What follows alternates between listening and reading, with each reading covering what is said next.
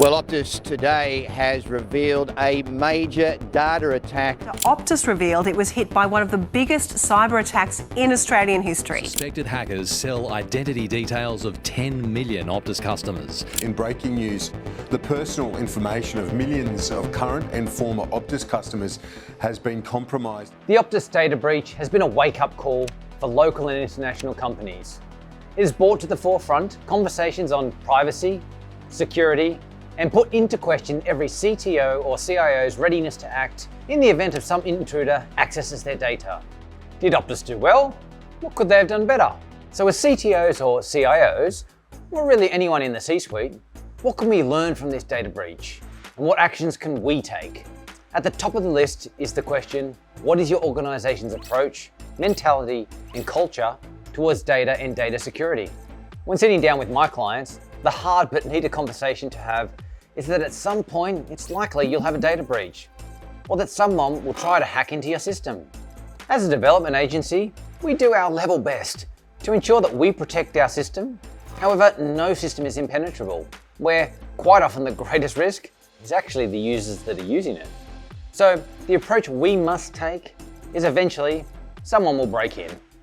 So what happens when it does? That's where the thinking and discussion start. What is our communication and response strategy? How do we identify the intrusion and what was stolen? How do we ensure the breach is closed? These are some of the starting conversations at this point. The fact the Optus CEO was able to provide initial details and a public statement within hours of the event, no less on a public holiday, suggests that Optus had an established and ready to go incident response plan. Running regular penetration testing on your software is another important lesson that can be learned here. Penetration tests are where a third-party company who specializes in security and ethical hacking attempts to break into your system or find a way to steal and decrypt sensitive data. They will attempt cross-site scripting, brute force attacks, SQL injections, and a variety of other methods to break into your data and compromise your system. Luckily though, this gives you an opportunity to fix it. Now, it's hard to tell what Optus's policies on penetration testing were. However, the fact that they had this data breach, unless it was due to an internal security breach from an admin level user, it seems to lean itself to whatever they were testing for, missed this. Technology governance policies is another critical area where the C-suite can look into and address on a regular basis. To help businesses protect their data and systems, the Australian Cyber Security Centre has published, and also regularly updates, the Information Security Manual.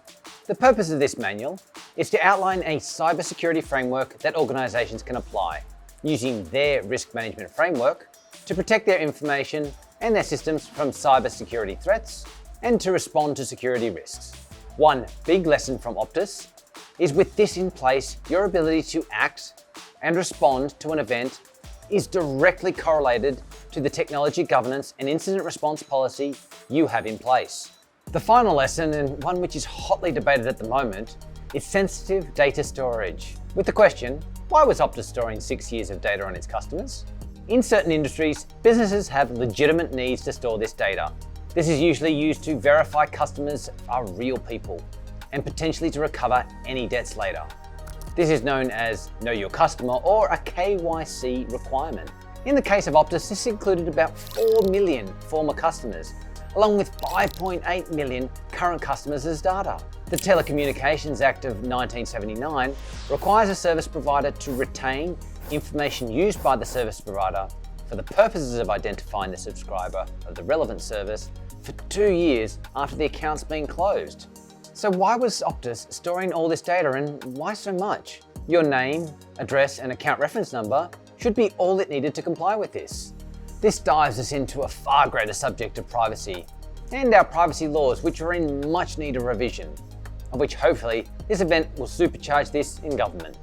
Ironically though, in a recent proposed amendment to the Privacy Act to give people the right to have their personal information erased, Optus were a vocal opponent to it. For all businesses we work with, we suggest a policy of only storing what you have to, for as long as you have to, and having data that's encrypted at the highest level.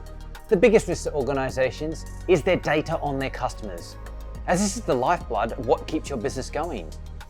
I hope you've enjoyed this video and have found it helpful.